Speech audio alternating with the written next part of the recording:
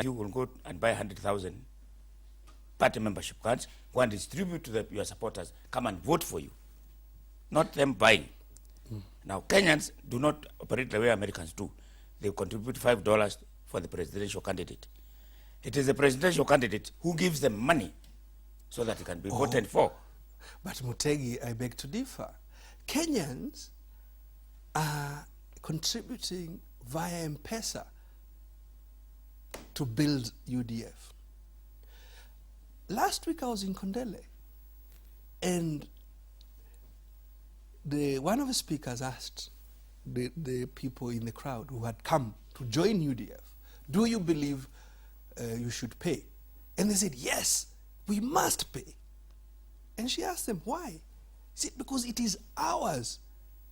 We want to own it. It is our responsibility. We don't want you, Mr. Politician, to own it, because that is the past. That is what has brought us to problems. We want our party, so it is going to be our decision, for example, who is going to be the presidential candidate. Not the other way around, not a presidential candidate coming and saying, mimi sasa, lazima iwe ni mimi because I have been here for 40 years, or because I have a war chest of 3 billion, or because... That's what citizens were telling us in Kondele, and paying 30 shillings to be members of UDF and saying, this is our party. We are UDFers, and we are scouting for parliamentary aspirants, for senator aspirants, for governor aspirants, for presidential aspirants of integrity.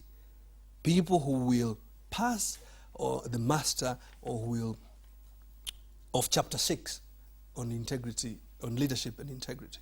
So Kenyans are alive, and Kenyans are looking for genuine alternatives, and they will get it. I don't know if you look at when you are in Kondele, for instance, if you are in Kondele last year, you talked about whatever number, 300 people. What would happen if, say, Uhuru went there, or another politician?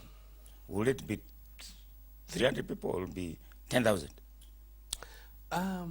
Politics is a game of numbers, I accept, yes, Mutegi, but also political parties are never made in a crowd. Political parties are never made by you, as you said, taking 100,000 membership cards and giving them to people. Political parties are made out of conviction. It is about citizens who believe in themselves. That's what happens in the developed world, in other parts. Mutegi, maybe that will come maybe in 20 years.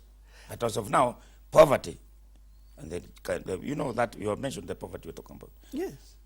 It will be difficult for somebody but to pay 20 bob to belong to a political party. Mutegi. Because it has not been the culture. But the culture has been political party cards are given. They are not bought. That is the old way of thinking. That's the old way, yes. That is the old way of thinking. Yes. Mutegi, which Kenyan doesn't go to their church, whether they are poor or not, na anapeleka sadaka? Yeah, but that's maybe 50 cents. They are going to God, they are given to God. Yes. Which citizen, and therefore, Mutegi, I tell you, Kenyans, we are poor, but we don't want to we don't want to be treated as though poverty implies we have no thoughts. We don't want to be treated as though being poor means we are foolish. We are poor because the Bwanas are maintaining a system that cannot work for us.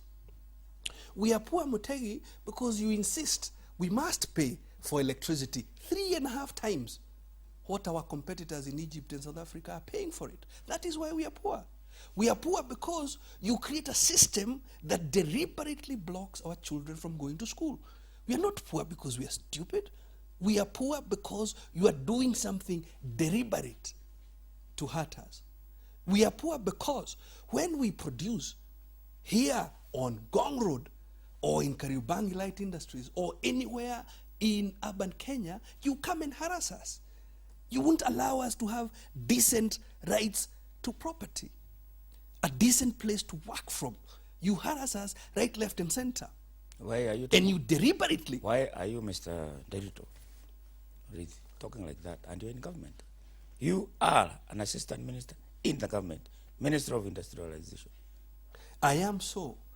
And I am quite certain, Mutegi, you have seen the fight we've been having over the last 3 years to ensure, for example, that we revamp the Kenya Industrial Estates, which is the state institution to ensure that you, as an informal or small-scale producer, have access to a proper physical space to work from.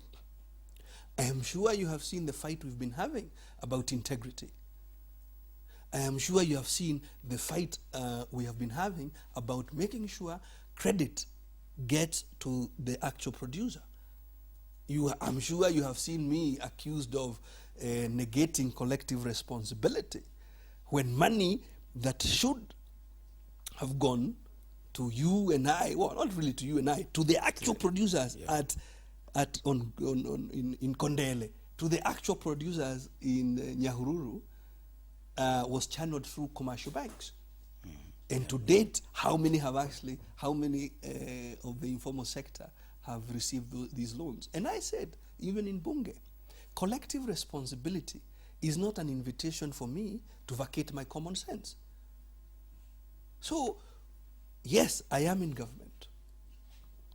And yes, we are fighting daily from within. You have seen, you may not have seen, the fights we have about speeding up project implementation, that as government we must work 100 times faster. I am sure you have seen the fights we have asking the question. For example, Mutegi, today we import 400,000 metric tons of palm oil to make, edible oils and soaps and so on. Why should we be doing so? Logically, why? And we are spending $400 million doing it every single year. Because you don't have it. We don't have it because we are deliberately being blocked from growing palm, from growing sunflower. Mutegi. Why can't we grow sunflower? Well, exactly. It can grow anywhere. Where exactly the point. Yeah. We as government are not facilitating. And I tell you, if we were producing that 400,000 metric tons, we would be creating 1.5 million jobs in this country. So we are using $400 million to support 1.5 million jobs in Malaysia. Something is wrong. Tell us what is happening in Portland and Pan Paper. It's my ministry. It is my ministry. Why we have problems there also? In Portland, we do have problems.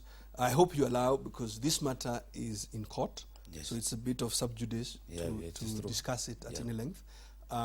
We had challenges of corporate governance there, and in an attempt to correct those challenges of governance, we ran into an even deeper challenges. There is a real question to be determined, which is about whether this institution is a parastatal or not. Private company.